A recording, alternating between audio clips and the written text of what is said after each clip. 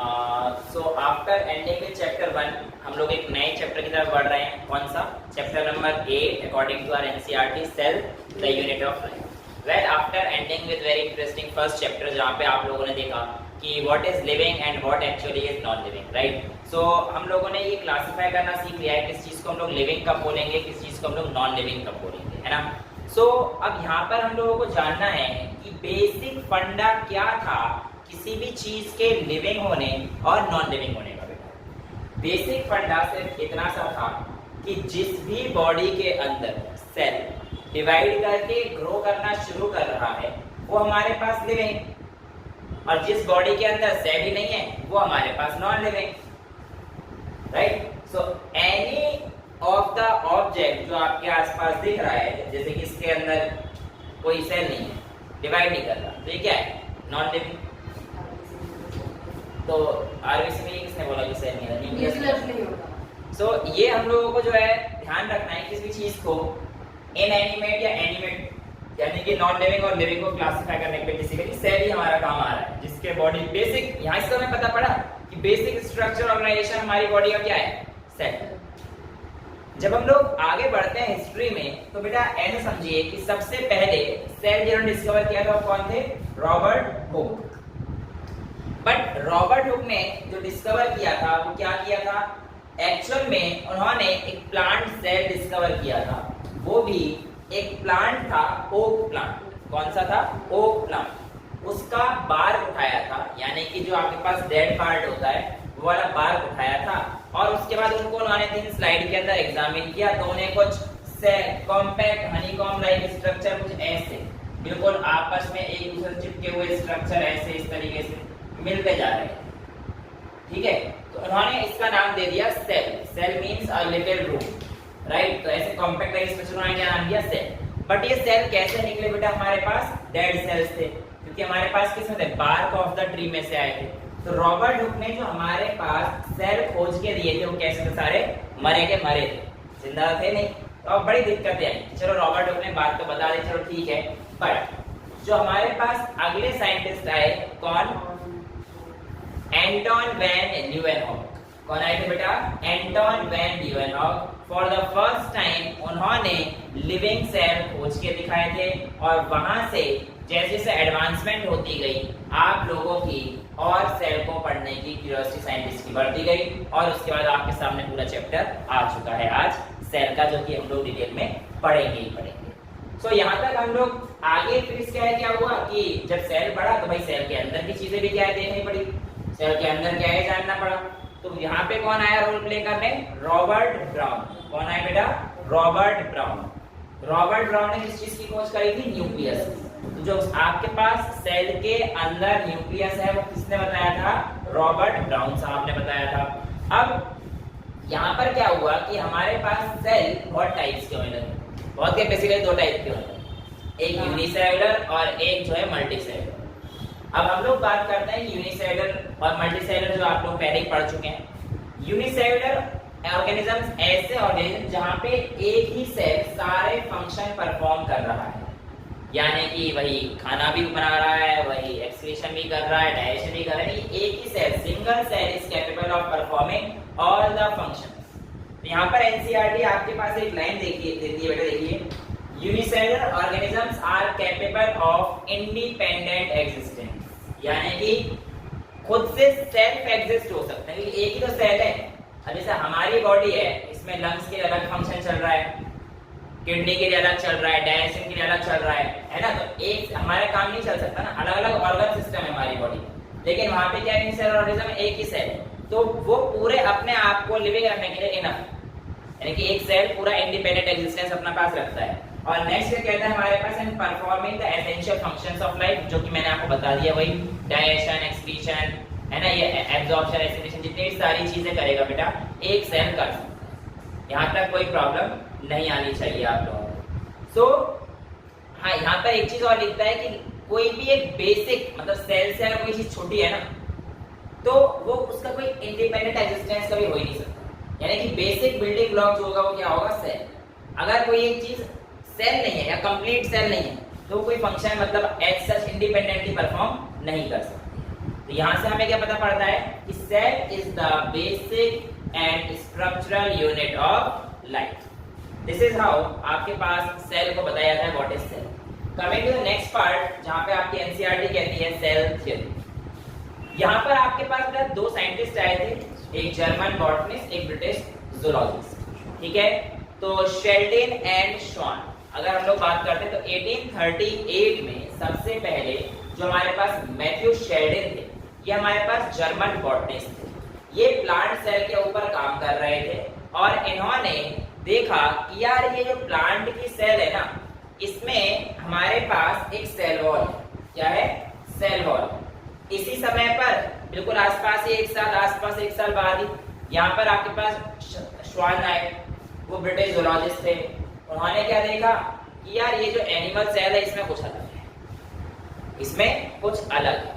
अब उन्होंने plant cell के साथ कंपेयर किया। ध्यान से ना, अगर आपसे पूछेगा कि सेल थ्योरी किसने दी, तो आपके पास शेल्डन और श्वान दोनों ने दी थी। बट इस सेल थ्योरी को यूनिफाई किसने किया था बेटा? तो आपको आंसर चाहिए श्वान यूनिफाइड द थ्योरी। लेटर श्वान यूनिफाइड थ्योरी। यूनिफाई क्यों किया था? क्योंकि उन्होंने दोनों की स्टडी करी थी, एनिमल की भी करी थी और प्लांट की भी करी थी। और उन्होंने पाया कि एनिमल और प्लांट में जो एक बेसिक डिफरेंस था वो किसका था? सेल वॉल का था। तो लेटर श्वान यूनिफाइड द थ्योरी, ठीक है। तो जब आप यहाँ पर पढ़ेंगे एक चीज यहाँ पर, सो व्हेन ही एग्जामिन, सबसे पहले शेल्डन का है, when he examine a large number of plant and observe that all plants are composed of different types of cells. सारे प्लांट्स में अलग अलग सेल्स हैं और ऑब्वियसली आपको पता है कि cell will collectively give rise to a tissue. आगे हमसे कहता है Schwann study different types of animal and reported that cell had thin layer, outer layer which today we called as plasma membrane. But याद है हमारे पास cell wall नहीं थी। तो उन्होंने क्या बोला कि प्लाज्मा मेम्ब्रेन तो हमारे पास है, लेकिन जो हमारे पास सेल वॉल है वो किसके अंदर है? सिर्फ और सिर्फ प्लांट के पास है। And this cell wall is the unique characteristic of plant only. तो यहाँ से आप लोगों के पास आए। तो यहाँ पे शेल्डन और श्वान ने एक सेल थ्योरी प्रपोज करी थी, बट यूनिफाई किसने किया था? मैंने आपको बताया श्वान ने किया। बट ये हमारे पास क्या है? Previous cell theory. इस थ्योरी की लिमिटेशन क्या थी? इस थ्योरी की लिमिटेशन ये थी कि बेटा ये सेल थ्योरी हमें ये नहीं बताती कि सारे सेल आ कहां से रहे। तो इसमें हमने सेल थ्योरी में एक वर्ड जोड़ दिया, हम लोग बोलते हैं मॉडर्न सेल थ्योरी। क्या बोलते हैं? Modern cell theory. Modern cell theory क्या होती है? एक्चुअल में यहाँ पर शेल्डन, श्वान के अलावा एक और साइंटिस्ट आ जाते हैं, रुडोल्फ विर्चो। कौन से आते हैं? Rudolf Virchow. उन्होंने क्या बोला कि all the cells arise from pre existing cells. जितने भी आपके नए सेल्स हैं ये कहां से अराइज कर रहे हैं? They all arise from pre existing sales. और यहाँ पर उन्होंने का वर्ड जो आया था बेटा, वो वर्ड आपसे कॉम्पिटिशन में पूछा जाता है, वो होता है ऑमनिस सेलुले ई सेल्युलर।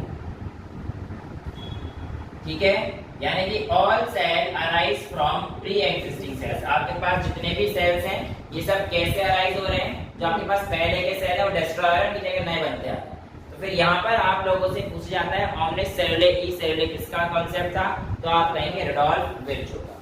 तो यहाँ पर आप लोगों के पास जो सेल थ्योरी आई वो हमारे पास मॉडिफाई होकर आई है। यहाँ पर अगर आप देखेंगे कि Schleiden and Schwann give the cell theory of final shape. All living organisms are composed of cells and product of cell। और बाद में रुडोल्फ विर्चो की वजह से जो सेकंड स्टेटमेंट है, all cells arise from pre-existing cell। ठीक है, तो यहाँ पर हमारे पास ये सेल थ्योरी जो आपके पास है ये खत्म हो जाती है और नेक्स्ट तरफ हम लोग बढ़ते हैं an overview of the cell. Pre existing cells है, इसका ये नाम दिया कि ऑमनिस सेलुलर। हाँ, इसका मतलब यही है कि all cells arise from pre-existing cells। ठीक है, सो अब हम लोग बात करते हैं ओवरव्यू ऑफ द सेल। बेटा अगर मैं बात करता हूँ ओवरव्यू की, तो क्लास 9th या 10th में आप लोगों को माइक्रोस्कोप के अंदर एक ह्यूमन चिक सेल दिखाया जाता है, जो आपके पास इसका दिखाया जाता है अनियन का पील सेल दिखाया जाता है। और उसमें कहते हैं बेटा ये देखो ये सेल वॉल है, ये अनियन सेल के केस में होगी, हमारे केस में नहीं होगी, हमारे केस में सिर्फ प्लाज्मा मेम्ब्रेन होगी। तो ऐसा डिफरेंस क्यों था?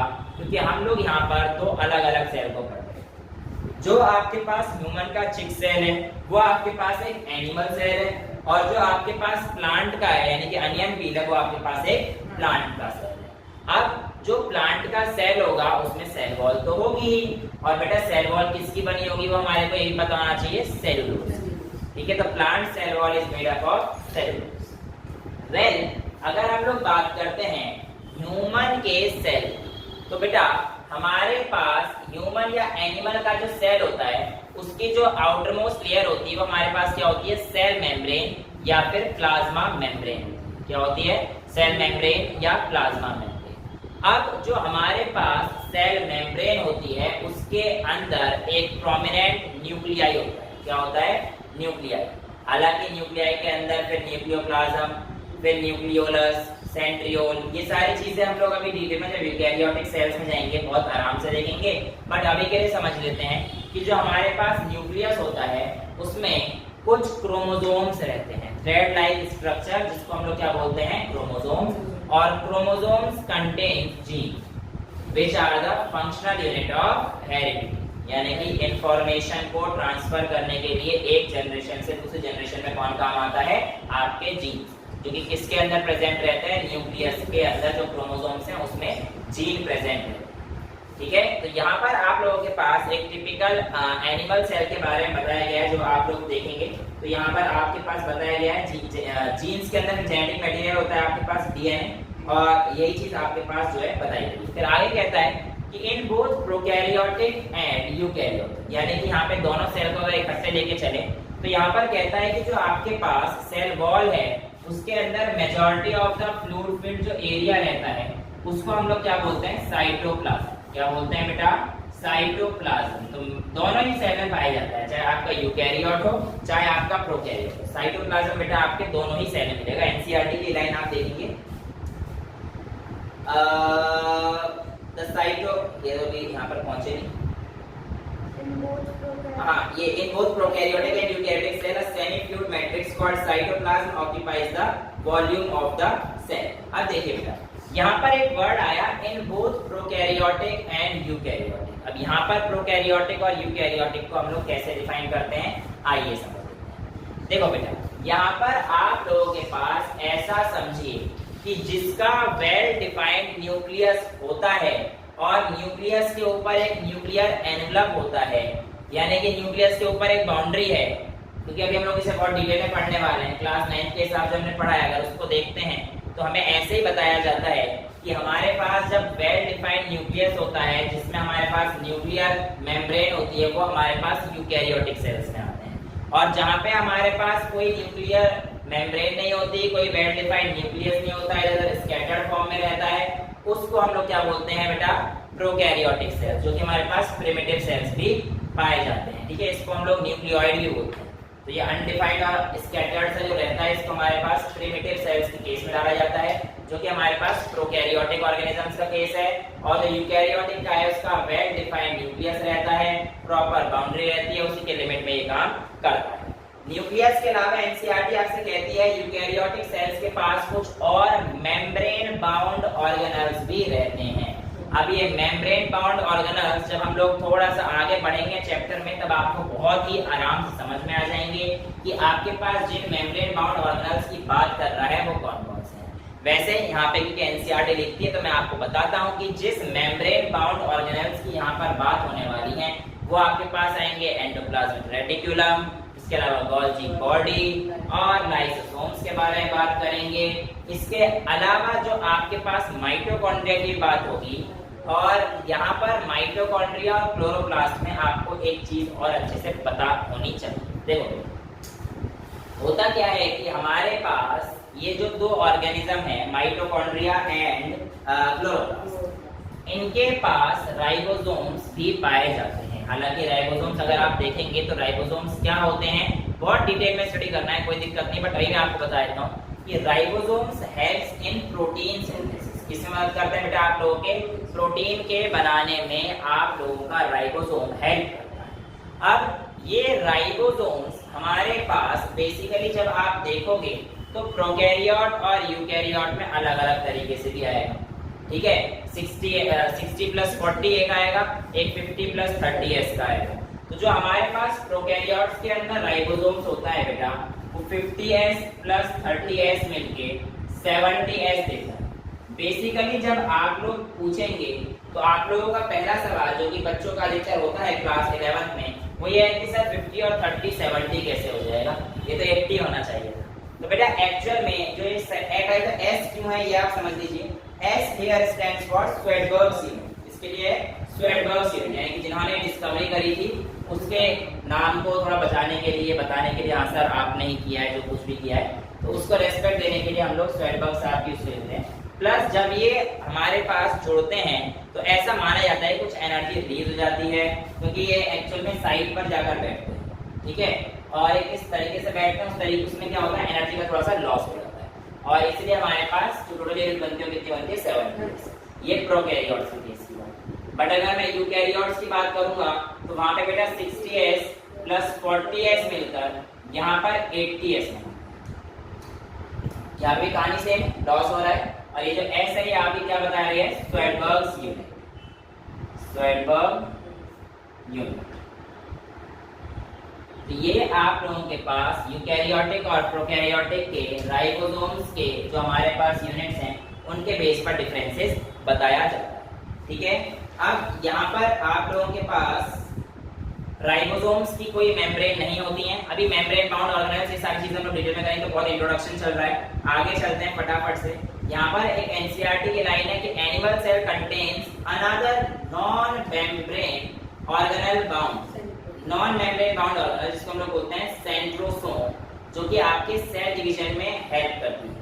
सेंट्रोसोम के बारे में हमें थोड़ा सा डिटेल में जानना है, तो इसके लिए जब हम लोग यूकैरियोटिक सेल्स पे आएंगे वहां पर चर्चा अभी आज ही करेंगे, जाते जाते पार्ट में हमारा लास्ट टॉपिक रहेगा यूकैरियोटिक सेल्स, वहां पर मैं आपको इसका रोल लेकर साफ बताऊंगा। सेंट्रियोल्स, सेंट्रोसोम्स और सेंट्रियोल में क्या फर्क है ये हम जानेंगे, बिल्कुल वहीं पर जानेंगे, क्योंकि आप लोगों को जो डिफरेंसेस हैं वो बिल्कुल क्लियर होने चाहिए। जब आप एनिमल सेल का डायग्राम देखेंगे वहां पर don't worry I will be definitely telling you किस तरीके से अरेंज होने वाले हैं, कुछ देर में, आज से आपको अभी कुछ देर में पता चल जाएगा, इसके लिए आप बेफिक्र रहिए। बेसिकली उनके पास राइबोसोम्स होते हैं और जो कि एक सिमिलर प्रॉपर्टी शो करता है टू द प्रोकैरियोट्स, और राइबोसोम्स जनरली यही वाले पाए जाते हैं, इसीलिए कहते हैं कि हाँ उसके लिए कहते हैं कि they show some resemblance to bacteria, या फिर आपसे ऐसे पूछ सकते हैं कि इनमें से कौन से ऐसे ऑर्गेनेल्स हैं जो बैक्टीरिया की तरह रिजेम्बलेंस शो करते हैं, तो आपका आंसर क्या आएगा माइटोकॉन्ड्रिया एंड क्लोरोप्लास्ट, ठीक है।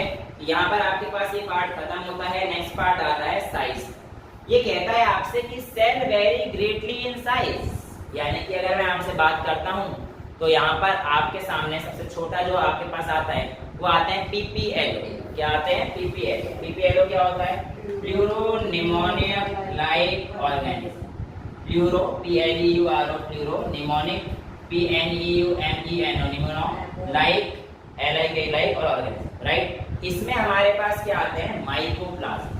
कौन से आते हैं बेटा हमारे पास? माइकोप्लाज्म। एक्चुअल में अगर मैं माइकोप्लाज्मा की बात करूं तो इनका जो साइज है आप ऐसे समझिए कि वायरस से तो बड़ा है पर बैक्टीरिया से छोटा है, बैक्टीरिया से छोटा है, ठीक है। ये हमारे पास इस तरीके से आता है, 0.1 माइक्रोमीटर का इसका साइज आपकी एनसीईआरटी बताती है, 0.3 माइक्रोमीटर इन लेंथ, ठीक है। तो यहाँ पर आप लोगों के पास ये बताया जाता है। अब यहाँ पर आप लोगों के पास जो एक इम्पोर्टेंट चीज है वो आपको याद रखनी है कि mycoplasma are without cell wall. क्या है? Mycoplasma are without cell wall, ठीक है। नेक्स्ट बैक्टीरिया की अगर हम लोग बात करते हैं तो बैक्टीरिया का साइज एनसीईआरटी के हिसाब से 3 से 5 माइक्रोमीटर बताया गया है, और यहाँ पर हमें अब समझ में आ रहा है धीरे धीरे कि जो हमारे पास सेल्स हैं, देखो जो सबसे छोटे सेल थे वो कौन से थे हमारे पास? पीपीएलओ यानी कि माइकोप्लाज्मा। अगर माइकोप्लाज्मा की भी स्पीशीज पूछेगा तो बेटा माइकोप्लाज्मा गैलीसेप्टिकम होती है, माइकोप्लाज्मा गैलीसेप्टिकम। ये वाली जो स्पीशी होती है बेटा, ये सबसे छोटी स्पीशीज जो अब तक पाई गई है वो यही है, ठीक है। अब हमें इतना तो समझ में आ रहा है कि जैसे हम लोग अलग अलग चीज देख रहे हैं, शेप घटती या बढ़ती जा रही है, तो सबसे पहले अगर मैं बात करता हूँ कि लार्जेस्ट सेल कौन सा होता है, तो ये आप पढ़ते आ रहे हो कि ऑस्ट्रिच का egg is the largest cell, जो आप लोग आराम से देख पाते हैं, जिसकी लेंथ आप लोगों को अराउंड 10 सेंटीमीटर या फिर हाँ 10 से 12 के आसपास दे रखी होती है। और अगर हम लोग बात करते हैं आरबीसी ऑफ ह्यूमन बीइंग, तो बेटा आपको सबसे इम्पोर्टेंट चीज जो याद रखनी है कि red blood cell of human being is devoid of nucleus, यानी कि उसमें न्यूक्लियस नहीं होता है। और ये हमारे पास राउंड और थोड़े से बाई कॉन्केव होते हैं। यहाँ पर आपको एक बार अच्छे से एनसीईआरटी के थ्रू शेप भी देखनी होती है कि इनकी शेप कैसी है, क्योंकि कई बार क्या होता है आइडेंटिफाई करने के लिए डायग्राम आ जाता है और आपसे कहता है कि ये आप जो है बताइए किस तरीके का है, फिर कौन सेप का डायग्राम। दूसरा डायग्राम जो आपके पास आपकी एनसीईआरटी में आपको बनता हुआ दिखाई दे रहा है वो आपके पास व्हाइट ब्लड सेल का है, जो कि आपको एक नीचे लिखा हुआ है एमीबॉइड। एमीबॉइड क्यों लिखा हुआ है, अगर आप ध्यान से देखेंगे तो बेटा उसका जो शेप है वो कुछ ऐसे सही अमीबा की तरह ही है ना, इनका मूवमेंट भी एक्चुअली एमीबॉइड होता है और उस मूवमेंट का नाम होता है डायापेडेसिस। डायापेडेसिस बोल रहे हैं, डायापेडेसिस बोल लो। बेसिकली होता क्या है कि बिल्कुल एमीबॉइड की तरह मूवमेंट ऐसे ऐसे ऐसे ऐसे मूव करता है, ऐसे करते हुए जाता है और उसके बाद जहाँ पे भी आप लोगों के पास इन्फेक्शन वगैरह होते हैं वहाँ पे अटैक करके उस इन्फेक्शन को भगाने का काम ये व्हाइट ब्लड सेल्स आप लोग के करते हैं। नेक्स्ट आपके कॉलमनर एपिथेलियल सेल्स हैं जो कि आपको दिख रहा है, और ये कॉलमनर सेल्स आप लोगों के इंटेस्टाइन वगैरह में पाए जाते हैं। नेक्स्ट जो आपके पास दिख रहा है ब्रांच, क्योंकि इसका काम क्या होता है ट्रांसपोर्ट वगैरह करने का होता है इन्फॉर्मेशन को, जनरली ये लेंथी, और आप लोगों के पास ब्रांच पाए जाते हैं, नर्व सेल्स हैं। इसके अलावा ट्रैकीड एलोंगेटेड दिख रहा है आपको, मेसोफिल सेल्स राउंड और ओवल दिख रहे हैं। और आपको ये पता होना चाहिए कि जो हमारे पास गार्ड सेल होता है, ये देखिए ये पढ़ा होगा आप लोगों ने ऐसा गार्ड सेल जो हमारे पास किडनी शेप होता है, ये किसका होता है डाइकॉट का होता है बेटा। इसके अलावा हमारे पास एक डम्बेल शेप ऐसे, ये मोनोकॉट का गार्ड सेल, ये डाइकॉट प्लांट का है बेटा, और ये कौन से प्लांट का है मोनोकॉट प्लांट।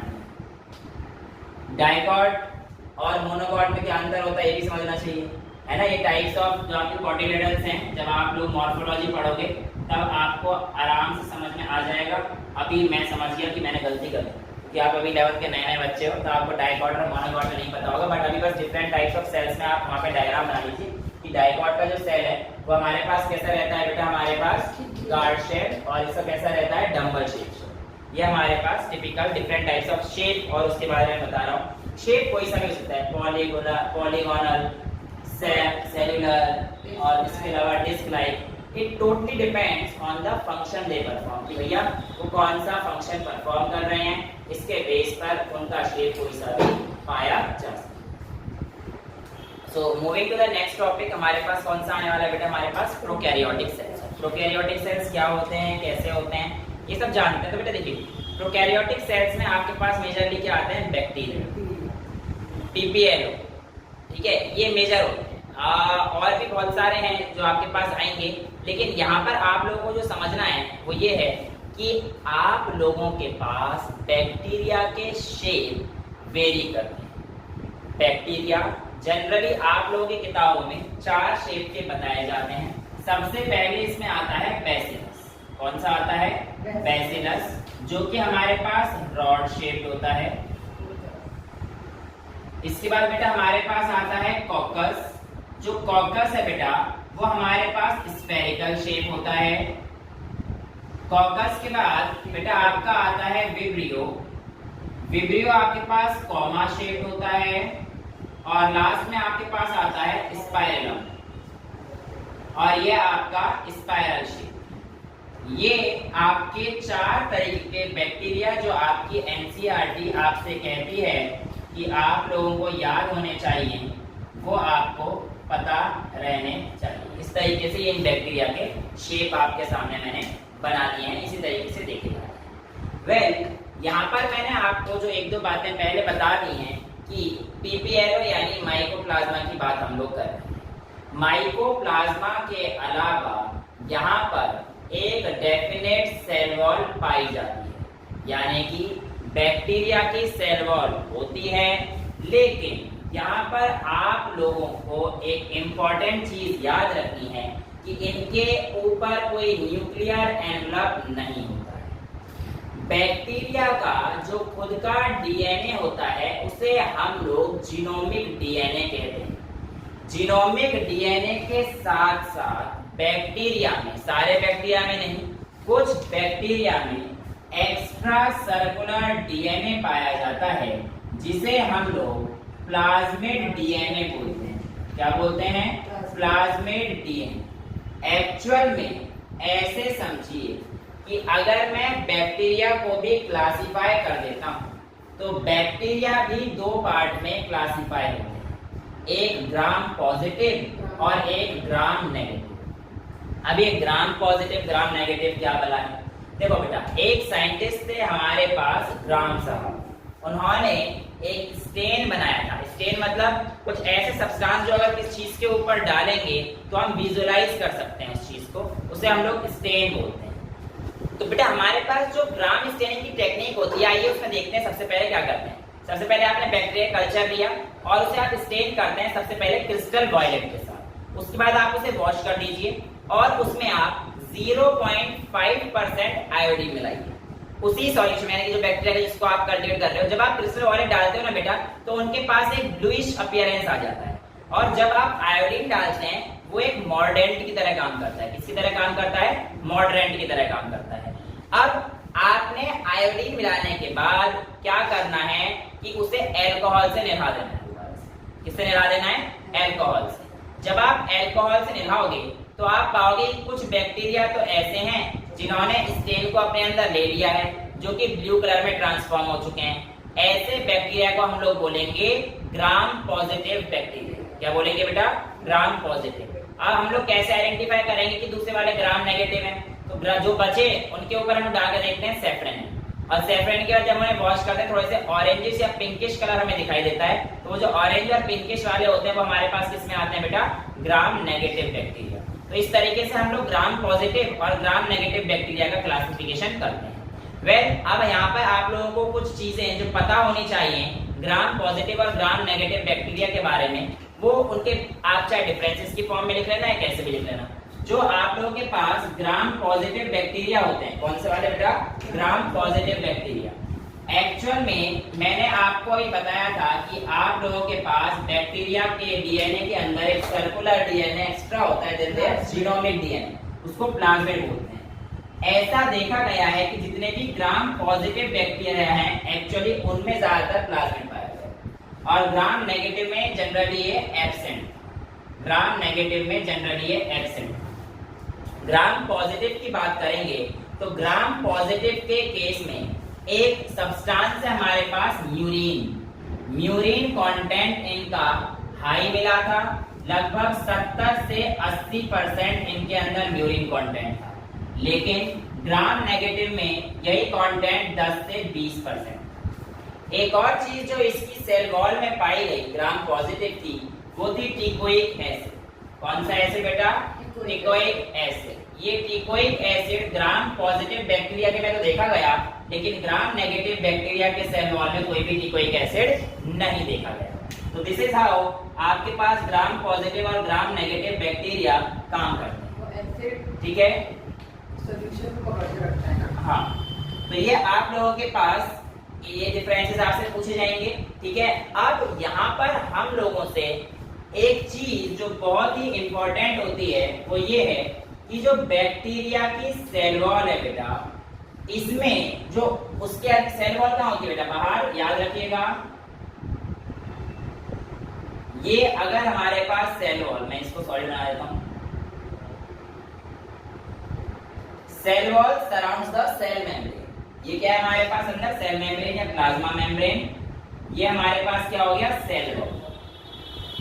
बैक्टीरिया की सेल वॉल के बाहर एक ग्लाइकोकैलिक्स नाम का ऐसा सब्सटेंस पाया जाता है। क्या पाया जाता है? ग्लाइकोकैलिक्स। अब अगर यहाँ पर देखें तो हमें बैक्टीरिया के 3 लेयर नजर आ रहे हैं।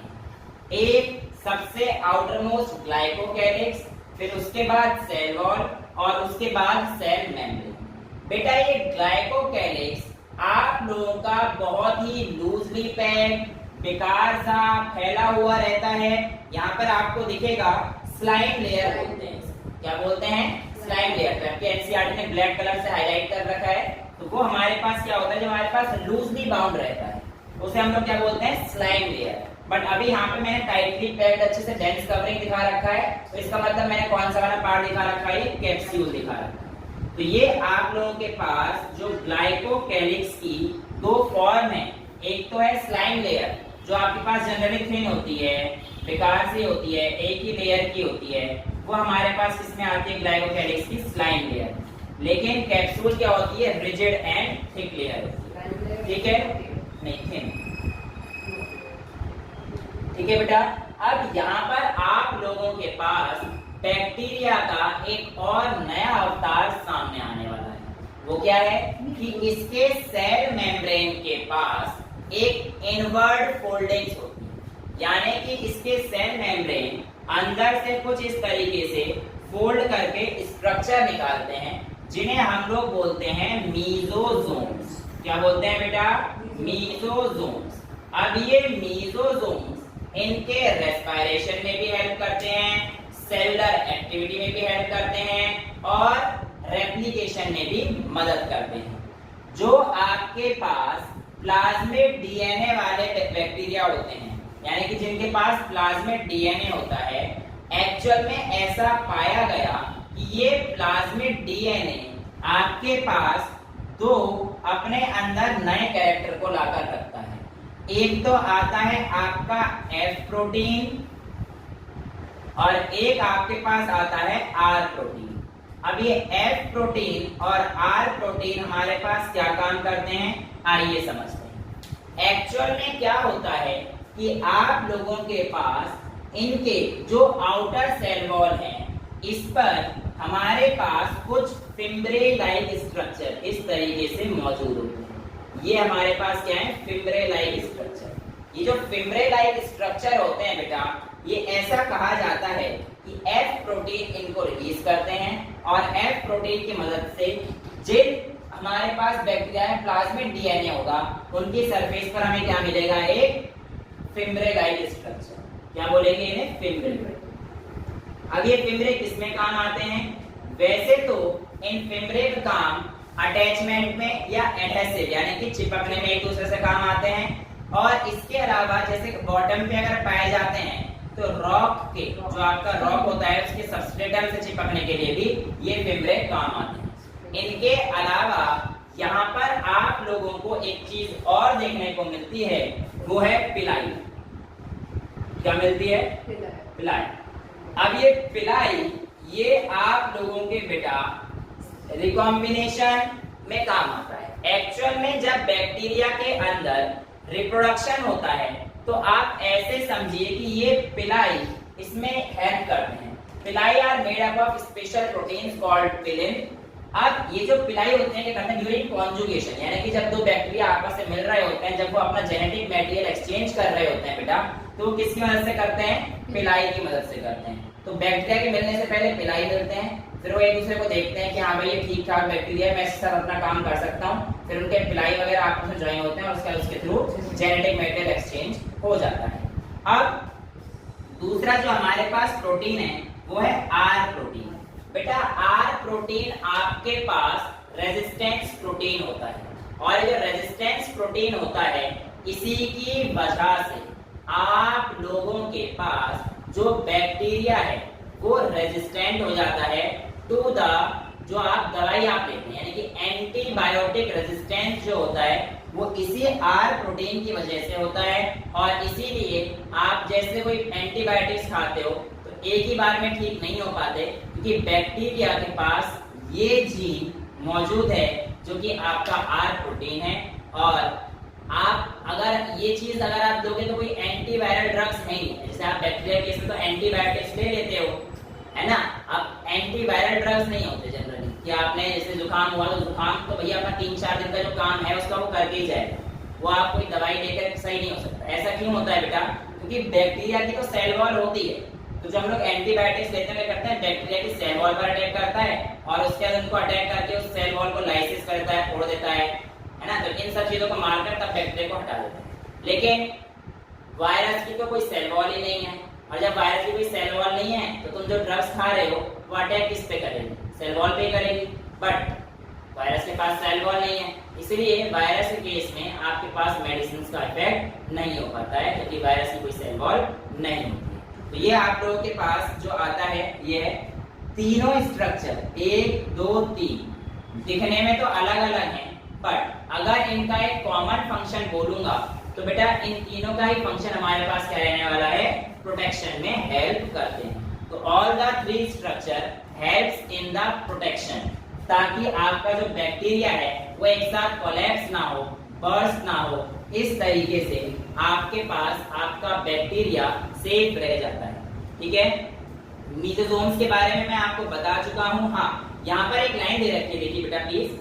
इन some prokaryotes like cyanobacteria there are other membranous structure into the cytoplasm and are called chromatophores which contain pigment। मतलब ये तो मीजोसोम्स हो गए, कुछ और स्ट्रक्चर भी होते हैं जो कि हमारे पास साइटोप्लाज्म के अंदर जाते हैं। आपको पता है इसके अंदर जो बहुत सारा मटेरियल है वो सारा क्या है हमारे पास, साइटोप्लाज्मिक कंटेंट ही है। और जो साइटोप्लाज्म है, चाहे वो आपके पास यूकैरियोट में हो, चाहे वो आपके पास प्रोकैरियोट में हो, यहीं पर ज्यादातर एक्टिविटीज पाई जाती हैं। तो it is the main arena for activities of the cell. जो आपके पास सेल की जितनी भी एक्टिविटीज होंगी वो सारी कहां पर होती हैं, आपके पास यहीं पर देखी जाती हैं, इन द साइटोप्लाज्म। तो यहाँ पर आप लोगों के पास ये जो टॉपिक दे रखा है ये क्रोमोप्लास्ट का, ये आपके सॉरी क्रोमेटोफोर्स, वो क्या होते हैं कि किसी की इन्वेजिनेशन थोड़ी सी अंदर जाती है और कुछ सेल में बैक्टीरियल सेल्स में क्या पाए जाते हैं, क्रोमेटोफोर्स, जिनके अंदर क्या होते हैं, पिगमेंट्स होते हैं। अब आप लोगों के पास अगला जो टॉपिक आता है उसमें एनसीईआरटी हमसे कहती है कुछ जो बैक्टीरिया के सेल्स हैं they are having very different shapes. देखो यहाँ पर देख रखा है bacterial cells may be motile और नॉन मोटाइल। हाँ, ये एक बार एक पॉइंट प्लीज नोट कर लीजिए। अब अगर हमारे पास बैक्टीरिया मोटाइल होता है तो उनके पास बेटा फ्लैजिला होता है। फ्लैजिला आप ऐसे समझिए उनके मूवमेंट में मदद करता है। और यहाँ पर आप लोग देखेंगे कि bacteria show a range in the number and arrangement of flagella, यानी कि फ्लैजिला मोनोफ्लैजिलेट भी हो सकते हैं, बायफ्लैजिलेट भी हो सकते हैं, ट्राई, टेट्रा और मैनी। मतलब फ्लैजिला हमारे पास जैसे बैक्टीरिया है यहाँ पर तो एक वाला भी हो सकता है, ऐसे 2 वाले भी हो सकते हैं, ऐसे कई सारे भी हो सकते हैं। ये सारी चीजें हम लोग जब अपना बायोडायवर्सिटी लिविंग वर्ल्ड पढ़ेंगे, द लिविंग वर्ल्ड पढ़ लिया है, जब उसमें बायोडायवर्सिटी पढ़ेंगे है ना, तो मोनेरा प्रोटिस्टा हमने सब चीज में यहाँ पर ये देख ली, राइट, यस। तो अभी हम लोग बस इतना लिमिट रखते कि एनसीईआरटी ने बोला है कि फ्लैजिला डिफरेंट है, तो मैं आपको समझाने की कोशिश कर रहा हूँ किस तरीके से हमारे पास फ्लैजिला डिफरेंट है।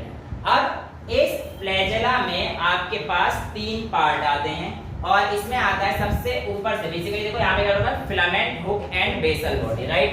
ये देखो ये होता है हमारे पास फिलामेंट, यहाँ पर एक कुछ हुक लाइक स्ट्रक्चर होता है, ये कनेक्ट करता है ऐसे, और यहाँ पर नीचे ये मोटर लाइक स्ट्रक्चर तुम्हें यहाँ पर मिलेंगे, ये बेसल बॉडी से जाता है। यानी कि फ्लैजिला को अगर मैं खोल देता हूँ तो हमारे पास ये मिलता है। सबसे पहले हमारे पास ये क्या है, फिलामेंट, ये जो पीछे से आ रहा है ये क्या है हमारे पास, क्या है, फिलामेंट। और फिलामेंट के बाद हमारे पास क्या आता है, हुक। तो ये वाला जो पोर्शन है किसमें आता है बेटा, हुक में आता है, और ये वाला जो पोर्शन है किसमें आता है हमारे पास, बेसल बॉडी में आता है। अब ये जो फिलामेंट है ये स्पेशल प्रोटीन का बना होता है जो कि हमारे पास क्या होता है, फ्लैजिलिन। ये हमारे पास फ्लैजिलिन प्रोटीन का बना होता है। तो यहीं पर आपके पास ये है, फिम्बरी के बारे में मैंने आपको बता दिया है। तो यहाँ पर आप लोगों के पास यह टॉपिक खत्म हो जाता है, cell envelope and its modifications. हम लोग आगे बढ़ते हैं फटाफट से, राइबोसोम्स एंड इंक्लूजन बॉडीज। तो राइबोसोम्स के बारे में हम लोग डिस्कस कर चुके हैं, वही है, बस आप ये याद रखिए कि राइबोसोम्स आप लोगों की प्रोटीन फैक्ट्री होती है। और यहाँ पर क्या होता है, एक लाइन दे रखी है जहाँ पे आपको पॉलीसोम्स बता रखा है, उस लाइन को पढ़िए। Sometimes several ribosomes may attach to single mRNA and form a chain called polyribosomes। अब होता क्या है कि आप लोगों के पास जब आप क्लास 12 में जेनेटिक्स पढ़ेंगे तब आप पढ़ेंगे कि आपके पास एक स्ट्रेट mRNA की लॉन्ग चेन होती है। अब यहाँ पर क्या होता है, कई बार सेवरल राइबोसोम एक ही जगह पर अटैच हो जाते हैं। तो जब एक जीन आप पढ़ोगे, जैसे हम लोग जो जीन वगैरह पढ़ते हैं, पर्टिकुलर एक जीन का एक कोडॉन होता है, एक कोडॉन में 3 सेट होते हैं। ये सारी चीजें हम लोग डिटेल में 12th क्लास में पढ़ेंगे, बट क्योंकि भी एनसीईआरटी कहती तो हमें समझना तो पड़ेगा ही कैसे ही। तो आप ये समझिए कि आपके पास एमआरएनए का ऐसे एक लूप होता है। जब इस लूप पे 2 या 2 से ज्यादा राइबोसोम्स एक ही जगह पर जुड़ जाते हैं, तो ऐसे एमआरएनए को हम लोग इस पॉइंट पे क्या बोल देते हैं, पॉलीसोम, पॉलीसोम या फिर पॉलीराइबोसोम। तो जो आपकी एनसीईआरटी लाइन लिखी है पॉलीसोम एंड पॉलीराइबोसोम, ये होता है। और राइबोसोम ऑफ अ पॉलीसोम ये आपके पास ट्रांसलेट करते हैं एमआरएनए को किस में जाके, फर्दर प्रोटीन्स। ठीक है, तो मैंने आपको बताया था राइबोसोम्स को प्रोटीन फैक्ट्री बोलते हैं, बट ये भी जब हमारे पास एमआरएनए के साथ जाकर काम करेंगे तब जाके आपके प्रोटीन्स में कन्वर्ट होंगे। वो कैसे होंगे ये हम लोग क्लास 12 की जेनेटिक्स में सीखेंगे। नेक्स्ट हमारे पास आते हैं इंक्लूजन बॉडीज। देखिए आपके पास क्या होता है कि जो रिजर्व फूड मटेरियल है या इनका जो साइटोप्लाज्म होता है, इसमें इन द फॉर्म ऑफ जो रिजर्व फूड जो बच जाता है in the form of inclusion bodies आपका यहाँ पे देखा हुआ मिलता है। यानी कि जो आपके पास रिजर्व फूड मटेरियल है वो प्रोकैरियोट्स में किसकी फॉर्म में देखने को मिलेगा, इंक्लूजन बॉडीज। यहाँ पर अगर आप देखेंगे तो ये आपको पता पड़ेगा they are not bounded by any membrane, यानी कि इनके ऊपर भी कोई मेम्ब्रेन नहीं होती है, कोई प्लाज्मा मेम्ब्रेन या सेल वॉल वगैरह ऐसा कुछ यहाँ पे नहीं देखा गया है।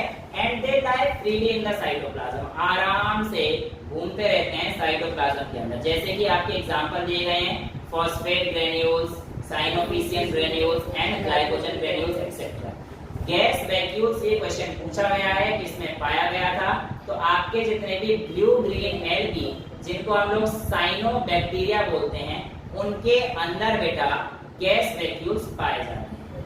अभी फटाफट से एक छोटा सा टॉपिक समझ लेते हैं यूकैरियोटिक सेल का। जो आएगा टॉपिक है सेल मेम्ब्रेन, इसको आराम से कर लेंगे, लेकिन ये वाला जो हमारे पास है यूकैरियोटिक सेल का बस ये वाला एक पोर्शन, इसको और इनके डायग्राम को समझने की कोशिश करते हैं। देखिए बेटा यूकैरियोटिक सेल्स में आप लोगों को पता है कि प्लाज्मा मेम्ब्रेन के अलावा जो हमारे पास न्यूक्लियस है वो वेल डिफाइंड न्यूक्लियर मेम्ब्रेन में रहने वाला है।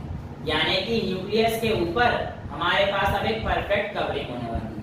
पहले हम लोग ऐसा करते हैं, एनिमल सेल को समझ लेते हैं और उसके बाद प्लांट सेल को समझते हैं। आप एनिमल सेल को अगर यहाँ पर ध्यान से देखेंगे तो आपके सामने सबसे ऊपर माइक्रोविलाई दिखा रखा है, इसके नीचे आपका प्लाज्मा मेम्ब्रेन दिखा रखा है। यही प्लाज्मा मेम्ब्रेन आपका एक्सपोज होता है टू द आउटर वर्ल्ड, यानी कि आउटर वर्ल्ड और इनर वर्ल्ड को सेपरेट कौन करता है बेटा, प्लांट के केस में सॉरी एनिमल के केस में प्लाज्मा मेम्ब्रेन हमारे पास सेपरेट करता है। बट यही जो हमारे पास एनिमल के केस आएगा तो ये हमारे पास केस थोड़ा सा डिफरेंट हो जाएगा, वो आपको समझना होगा।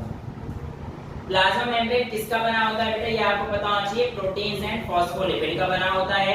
अब यहाँ पर आप देखिए बेटा सेंट्रिओल आपको दिखाई दे रहा है और एक कुछ इस तरीके से आप लोगों को दिखाई दे रहा होगा कि ये ऐसे ऐसे ऐसे, फिर ये इस तरीके का स्ट्रक्चर, एक ऐसे रहता है और एक जो है इस तरीके के स्ट्रक्चर आपको यहाँ पे दिख रहे हैं। ये वाले ये आपके सामने ये जो डॉटेड डॉटेड ये 2 दिख रहे हैं, देखो जहाँ पे सेंट्रिओल दिख रहे हैं, ये आपके पास 2 नंबर है, बेसिकली परपेंडिकुलरली अरेंज रहते हैं।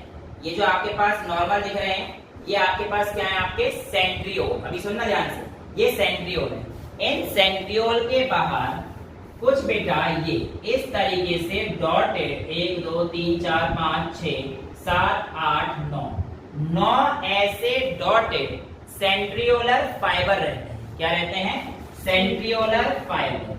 अब ये जो हमारे पास सेंट्रिओलर फाइबर और ये जो 2 सेंट्रिओल हैं जो कि आपस में दूसरे कैसे रहते हैं, परपेंडिकुलर रहते हैं। ये सेंट्रिओल और सेंट्रिओलर फाइबर मिलाकर बेटा आपका सेंट्रोजोम बनाते हैं। तो ये जो आप लोग पीछे कंफ्यूज हो रहे थे सेंट्रिओल सेंट्रोजोम, उसमें कंफ्यूज नहीं होना है। सेंट्रिओल हमारे पास ये 2 आपस में परपेंडिकुलर बैठे हुए हैं जो कि एनिमल सेल के अंदर ही मौजूद रहते हैं। ये कैरेक्टरिस्टिक फीचर है एनिमल सेल का, प्लांट सेल के अंदर नहीं पाए जाते हैं। और इनके पास क्या होते हैं, सराउंडिंग में 9 सेंट्रिओलर फाइबर। जब आप इन दोनों को मिलाकर बोलेंगे वो आपके पास क्या आ जाएगा, सेंट्रोजोम आ जाएगा।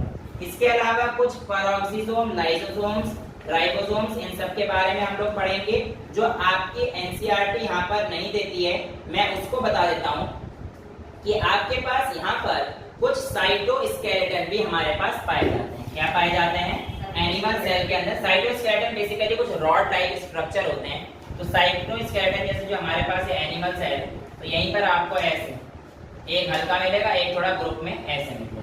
तो ये जो हमारे पास साइटोस्केलेटन है, ये बेसिकली भी फ्रेमवर्क वगैरह प्रोवाइड करते हैं। तो साइटोस्केलेटन हमारे पास दो टाइप के होते हैं, एक होता है साइटोस्केलेटन माइक्रोफिलामेंट और एक होता है साइटोस्केलेटन माइक्रोट्यूब्यूल। तो जो बड़ा वाला होता है, मोटा वाला, वो हमारे पास कौन सा आता है? Cytoskeleton microfilament, microfilament. और ये होता है माइक्रोट्यूब्यूल। क्या होता है? माइक्रोट्यूब्यूल। अब बेटा देखिए ध्यान से, जो आपके पास माइक्रोट्यूब्यूल वाला होता है, ये ट्यूब लाइक हॉलो रहता है, यानी खाली रहता है। लेकिन जो माइक्रोफिलामेंट होता है बेटा, ये हमारे पास सॉलिड भरा हुआ रहता है, ठीक है।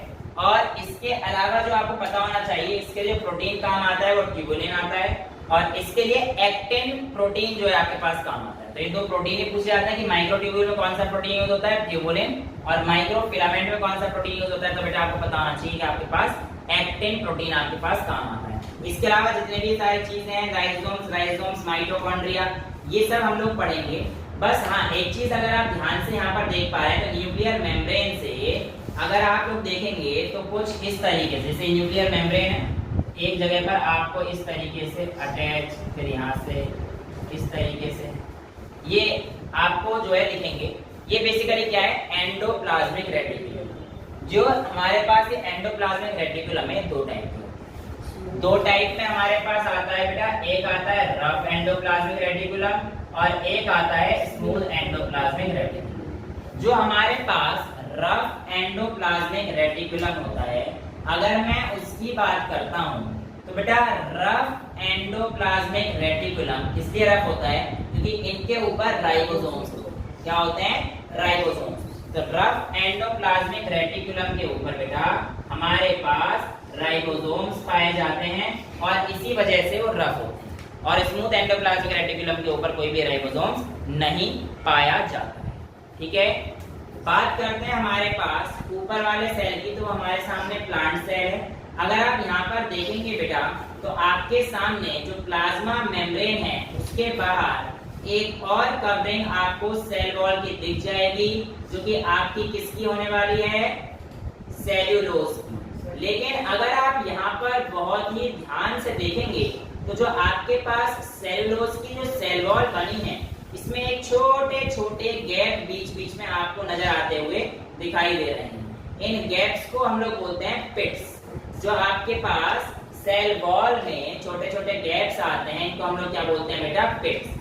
इसके अलावा हमारे पास लाइसोसोम्स जो पाए जाते हैं प्लांट के केस में, तो प्लांट के लाइसोसोम्स को बेटा हम लोग स्पिरोसोम्स भी बोलते हैं। तो plant lysosomes is also called spherosomes. और जिस तरीके से एनिमल प्लांट के लाइसोसोम्स को हम लोग क्या बोलते हैं बेटा? स्पैरो या स्पिरोसोम्स, ठीक है। इसके अलावा हमारे पास अगर बात करते हैं तो क्या आते हैं, ये भी समझ लेते हैं बेटा। जो प्लांट की गोल्जी बॉडी होती है, जैसे हमारी बॉडी में भी गोल्जी बॉडी होती है, प्लांट की भी गोल्जी बॉडी होती है, प्लांट सेल भी गोल्जी बॉडी होती है। हमारी गोल्जी बॉडी बहुत ही क्लोज एसोसिएशन में होती है एंडोप्लाज्मिक रेटिकुलम के।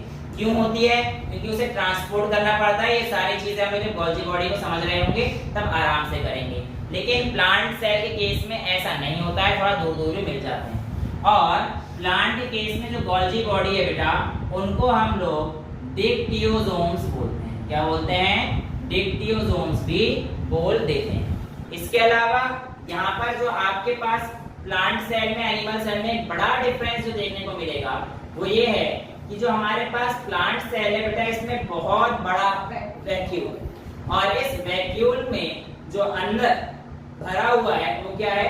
वाटर और मिनरल्स। इस वैक्यूल के अंदर क्या भरा हुआ है बेटा? वाटर और मिनरल्स। और इसको हम लोग सैप भी बोलते हैं, सैप ऑफ द वैक्यूल, ठीक है। इसमें वाटर और मिनरल भरा हुआ है। प्लांट सेल के बाद एनिमल सेल में देखोगे तो आपको वैक्यूल स्कैटर्ड मिलेगा और बहुत ज्यादा बड़ा देखने को नहीं मिलता है।